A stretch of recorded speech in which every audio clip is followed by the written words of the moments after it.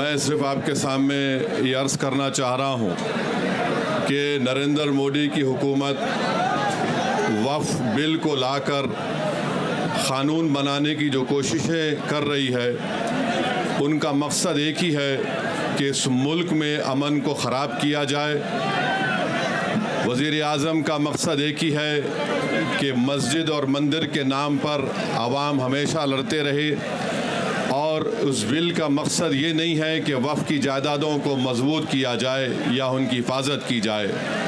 आप ख़ुद अंदाज़ा लगाइए कि हिंदू धर्म के एक बहुत बड़े ज्यूरिस्ट हैं, B.K. मुखर्जी की किताब में लिखा गया कि हिंदू धर्म में बाय कस्टम बाय यूसेज वो मंदिर की जायदाद बन सकती है।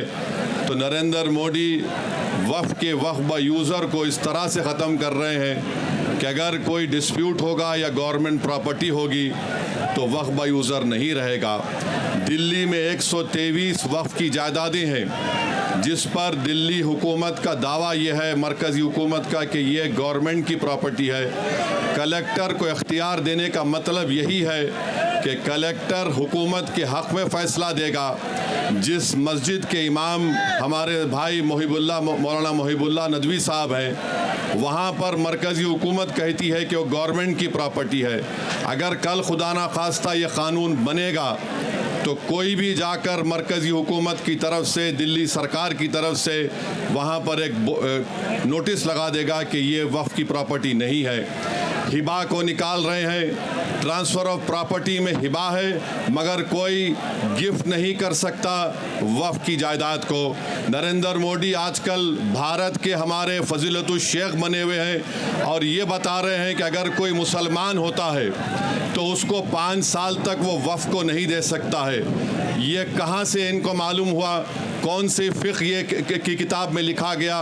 तो इनका मकसद एक ही है कि भारत के मुसलमानों से उनकी सियासी और मजहबी शनाख्त को छीन लिया जाए।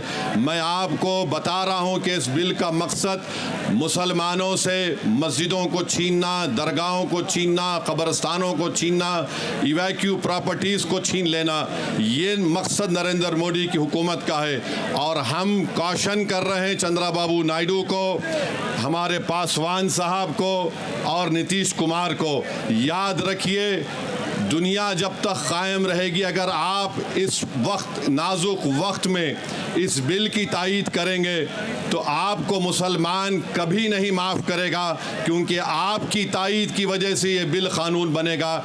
इसलिए हम उनसे भी कह रहे हैं कि आप इस गैर अनकॉन्स्टिट्यूशनल बिल की तायीद मत करिए। हमारा मुतालबा सिर्फ यही है, अगर हिंदू धर्म की प्रॉपर्टीज़ में, मंदिरों में, सिखों के गुरुद्वारा में कोई गैर सिख या गैर हिंदू मेंबर नहीं बन सकता तो मुसलमान के इस वक्त में क्यों बन सकता है? तो ये तमाम चीज़ें हैं। हम उम्मीद करते हैं कि हुकूमत इसका नोटिस लेगी। अगर नरेंद्र मोदी इस मुल्क के अमन को ख़राब करना चाहते हैं, वो मस्जिदों और मंदिरों के झगड़ों में इजाफा करना चाहते हैं, तो ये उनकी हुकूमत की ज़िम्मेदारी होगी। मैं यहाँ पर शुक्रिया अदा करना चाहूँगा हमारे जॉइंट वर्किंग कमेटी पार्लियामेंट के तमाम अरकान का, और ख़ास तौर से कल्याण बनर्जी साहब का, TMC के राजा साहब का, DMK का, हमारे नासिर भाई का और मुहिबुल्लाह नदवी साहब का। हमने तमाम बड़ी कोशिशें की, हमने अपनी अपनी डिसेंट रिपोर्ट को दिया, और ये अनकॉन्स्टिट्यूशनल है। इसका कोई भी फ़ायदा वक्फ को नहीं होगा। सिर्फ वक्फ बोर्ड को बर्बाद करने के लिए, वक्फ जायदादों को लूटने के लिए हुकूमत ये एंटी कॉन्स्टिट्यूशनल और एंटी मुस्लिम काम करने जा रही है। बहुत बहुत शुक्रिया।